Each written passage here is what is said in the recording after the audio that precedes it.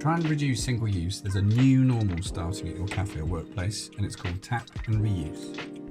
Let me show you how easy it is to use. You will order and pay for your drink as normal. The barista will now make your drink in a reusable cup and place it on the counter.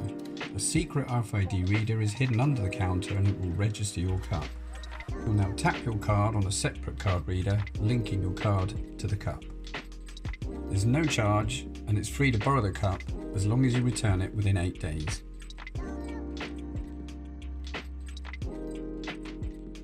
You can scan the QR code on the cup at any point to see how long you have left to return it and where your nearest return point is.